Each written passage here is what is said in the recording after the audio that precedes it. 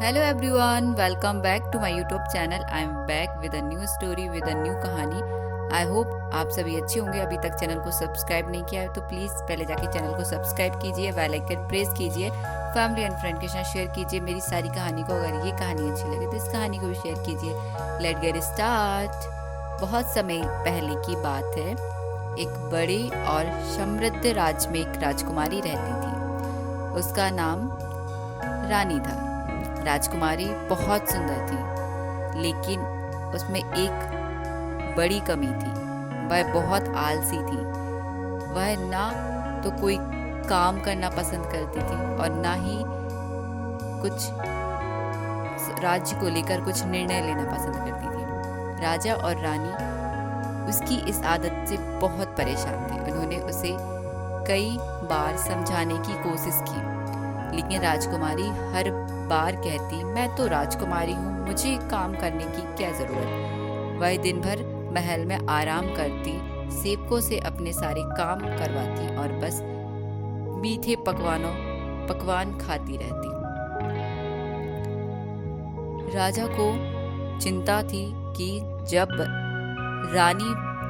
राजकुमारी बड़ी होंगी और शादी के बाद किसी दूसरे राज्य की रानी बनेंगी तो उसका यह आलस्य परेशानी का कारण बनेगा। उन्होंने सोचा कि कोई उपाय निकाला चाहिए। एक दिन राजा ने एक बुद्धिमान मंत्री से सलाह ली। मंत्री ने एक युक्ति सुझाई और राजा को बहुत पसंद आई। अगले दिन राजा ने घोषणा की, जो भी व्यक्ति राजकुमारी को आलस्य छोड़ने का सबक सिखाएगा उसे इनाम दिया जाएगा। राजकुमारी ने यह सुना तो हंसकर बोली, कोई भी मुझे बदल नहीं सकता। तभी एक साधु महल में आए। उन्होंने कहा कि वे राजकुमारी को एक सबक सिखाना चाहते हैं। राजा ने अनुमति दी। साधु ने राजकुमारी से कहा, अगर तुम दिन भर कुछ ना करो तो धीरे धीरे तुम्हारी ताकत खत्म होती जाएगी और तुम्हारा शरीर काम करना बंद कर देगा। राजकुमारी ने उनकी बात को मजाक में लिया। तब साधु ने एक अनोखा उपाय किया।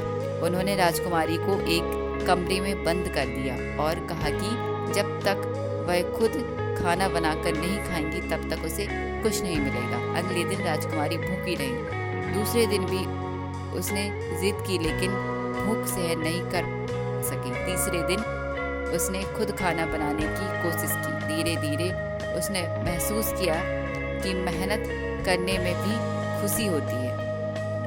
कुछ दिनों बाद राजकुमारी को अपने आलस्य पर पछतावा हुआ।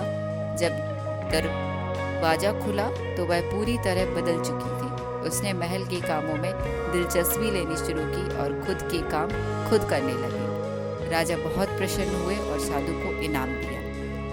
अब राजकुमारी एक जिम्मेदार राजकुमारी बन चुकी थी। सो फ्रेंड्स, इस कहानी से हमें यह सीख मिलती है, आलस्य सबसे बड़ा शत्रु है और परिश्रम से ही सफलता मिलती है। आई होप आप सभी को कहानी पसंद आई होगी। मिलते हैं नेक्स्ट स्टोरी के साथ, नेक्स्ट कहानी के साथ। तब तक के लिए धन्यवाद। Don't forget channel subscribe, bell icon press, family and friend के साथ शेयर कीजिए मेरी इस कहानी को। धन्यवाद।